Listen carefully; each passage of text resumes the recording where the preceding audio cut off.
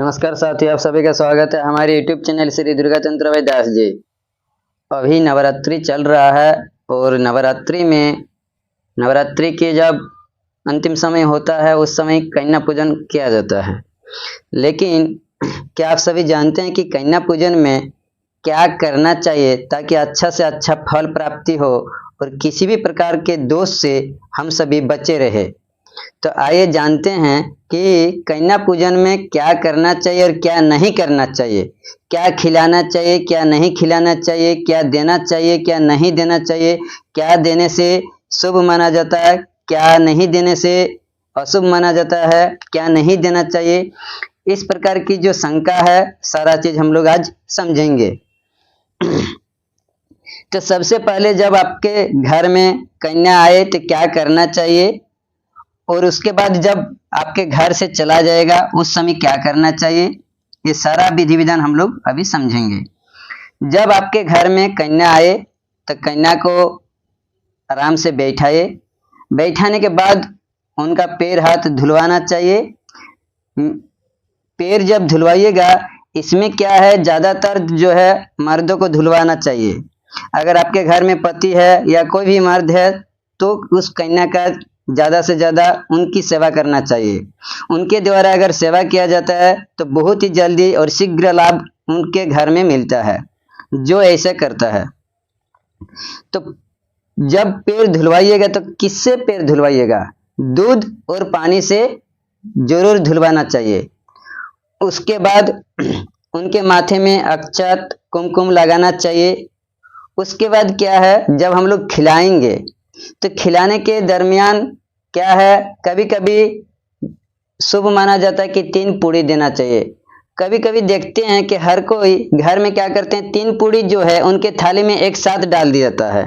लेकिन नहीं, ऐसा मत कीजिएगा। ऐसा अगर करते हैं तो बहुत बड़ा आपको दुष्परिणाम मिलने वाला है। ऐसा एक साथ 3 पूड़ी कभी नहीं दीजिए। उनके थाली में 1-2 करके दीजिए, शुभ माना जाएगा। लेकिन एक साथ 3 पूड़ी जो है उनके थाली में कभी मत दीजिए। खिलाने के दरमियान में आप क्या क्या खिला सकते हैं? भोजन में जो है खीर, पूड़ी, चना, हलवा, ये सब जरूर खिलाइए। लेकिन ये चीज ध्यान रखें, बहुत सारे ऐसे घर में जो है अपने घर से नहीं बना के क्या करते हैं, बाजार से खरीद लेता है। लेकिन ऐसा कभी भी मत कीजिए। अगर आप में सामर्थ्य नहीं है तो बाहर से खरीद के मत खिलाइए। अगर आप में सामर्थ्य है तो घर में बनाकर खिलाइए। दूसरी बात है कि बच्चा को खुश करने के लिए बहुत सारे ऐसे घर में क्या करता है, चिप्स और कुरकुरे दे देता है। लेकिन नहीं, चिप्स और कुरकुरे में क्या है, ज्यादातर लहसुन और प्याज का उसमें सम्मिश्रण रहता है, जिसके चलते चिप्स कुरकुरे नहीं देना चाहिए। नहीं तो आपको इसमें पाप लगेगा, इसमें दोष रोपण हो जाएगा। अगर आप बाहर से मंगा कर खिलाते हैं तो उसमें भी आपका दोषारोपण होगा। उसमें किसी भी प्रकार का कोई फल आपको प्राप्ति नहीं होने वाला है। और एक चीज है कि जब हम लोग खिलाते हैं तो कभी कभी बर्तन का यूज न करके प्लास्टिक का बर्तन यूज करते हैं। जैसे प्लास्टिक का गिलास या प्लास्टिक के दोने, इस प्रकार का यूज करते हैं। इसका कतई यूज न करें। प्लास्टिक के दोने या प्लास्टिक के गिलास कभी भी यूज मत कीजिएगा, उपयोग मत कीजिएगा कन्या पूजन में। अगर इसका आप यूज करते हैं तो किसी भी प्रकार का फल प्राप्ति नहीं होने वाला, उसका दोषरोपण होगा। आप अपने घर में स्टील के बर्तन से या चांदी के बर्तन से, कांसे के बर्तन से खिलाइए, अच्छा है, शुभ माना जाता है। उसके बाद खाने में कभी भी खट्टा मत दीजिए। बहुत सारे ऐसे जगह में क्या है कि चटनी वगैरह बना देता है, लेकिन नहीं, चटनी वगैरह मत बनाइए, खट्टा मत दीजिए। खट्टा अगर देते हैं तो इसमें आपका दोष लगेगा।